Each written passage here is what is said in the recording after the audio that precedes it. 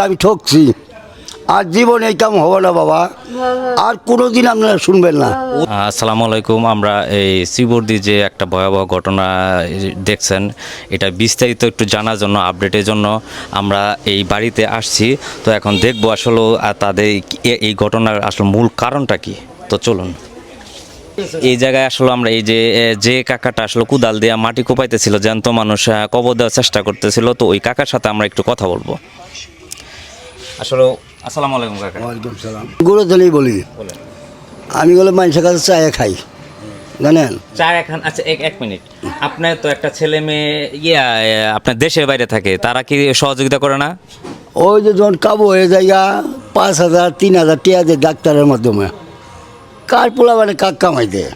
আপনি কালকে যে একদম উনার টাইনে হ্যাসরায় আপনি বাইরে বাই করতেছেন। কালকে আমার মানে কি হয়েছে, উন থেকে কাপড় মানে প্রসাবের কাপড়গুলো ধুয়ে আইছি, আয়ে উনি ভাতের এনে কান দিতে আছে। তা আমি করলাম বোন রে, আমি এলা গুসুল্লা করি, শরীরটা পাক করি, কই রে মানুষ চায় দুগা চায় নেয় দিই, নাইলে বিকালে বাজার ববো আধা কেজি চাল না কার্টুন করতো নেয়, তোমার পাক করে দেবো আমি। যে একটা ছেলে একটা মেয়ে আমরা জানি যে দেশের বাইরে থাকে, তারা কি কোনো সহযোগিতা করেন আপনারে? ওই যে মাসে মাসে মনে করেন 3,000, এক মাসে 3,000 5,000 টিয়া দেয়, আবার 2 মাস 3 মাস দেয় না।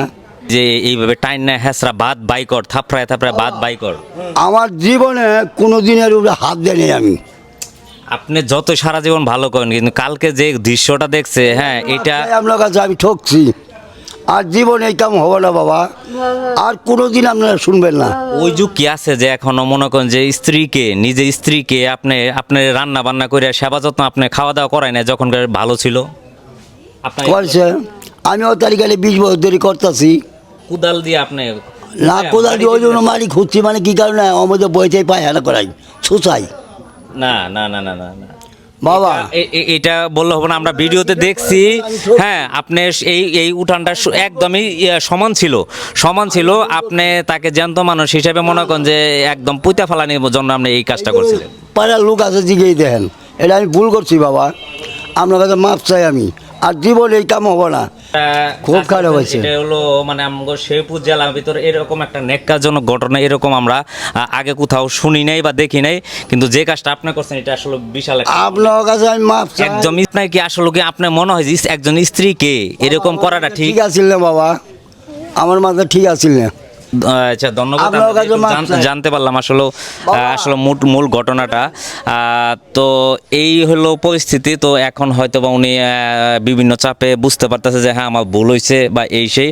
তো আমরা আসলেও প্রশাসনের দৃষ্টি আকর্ষণ করব, এবং কি এই ন্যাক্কারজনক ঘটনাগুলো যাতে আদৌ আগামীতে এগুলো কেউ করার সাহস না পায়। তো আমি এই জিনিসটা আমার ভিডিওর মাধ্যমে আমি এটা সবাইকে অনুরোধ করব যে এরকম ন্যাক্কারজনক ঘটনা যাতে আর কোথাও না ঘটে। তো সবাই ভালো থাকবেন, সকলের সুস্বাস্থ্য কামনা করছি। আল্লাহ হাফেজ।